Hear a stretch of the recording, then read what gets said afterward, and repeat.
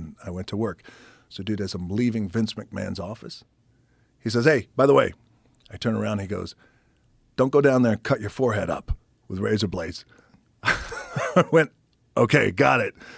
Because in wrestling, there was a time where that's how you bled with razor blades. And he goes, I want to protect this.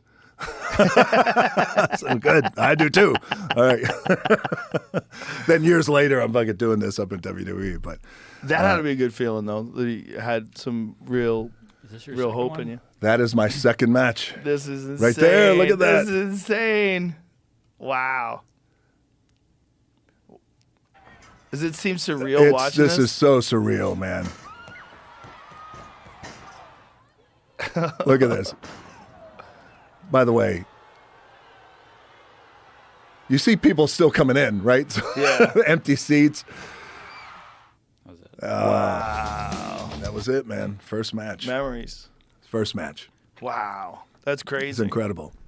And then to go from there to where you became had to be surreal. It was the most surreal thing because finally when they called me up to WWE, it was November. Vince brings me in, and I go to a big pay-per-view called Survivor Series. Now, the wrestling fans out know what this pay-per-view is. It's November 1996. There it is. There it is. Dude, look at that fucking haircut. Look at you. Ray Charles cut my hair back then. I was like, wow. So this is Madison Square Garden. 22,000 people. There's Jerry the King Lawler. The guy's a legend. Here's a little bit of, watch this. There we go. Here's a double leapfrog here. Wow. Drop kick is coming up. Little punch. So even if you see that punch, it was a little shitty punch anyway. But that was Madison Square Garden. Just sold out. Vince McMahon tells me an hour before I go out,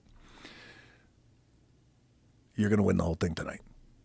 Whoa. I went, what do you mean? He goes, you're going to win the whole thing. I'm throwing you right into the fire. I'll never forget this. He said, you're either going to fucking sink or you're going to swim. It's New York City. It's up to you.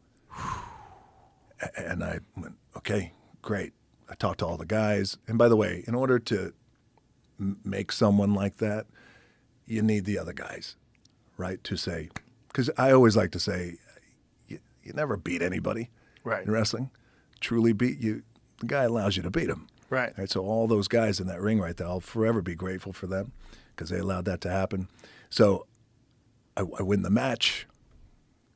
New star is born in the world of pro wrestling. This rookie kid, Rocky Maivia. This is the 1, 2, 3 here. That wrestler is Gold Dust. Comes from a very famous family. That guy was amazing. You remember him? Yeah, he was amazing, man. The whole Gold Dust thing was crazy. So can you pause that for a second? Go back to my hair. So I didn't know. Look at this. Pause.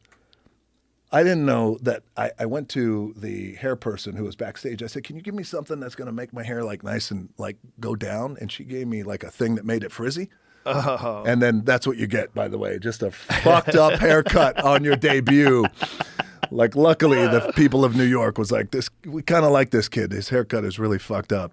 You look like Kid and Play. Look like the bigger version of Kid and Play. Look at this. Look at that thing. Fuck. That's a solid foot above your head. That's awful. Right, this time the referee's like, "Hey, get the fuck out of the ring. Come on, we got a show." So what? So go ahead.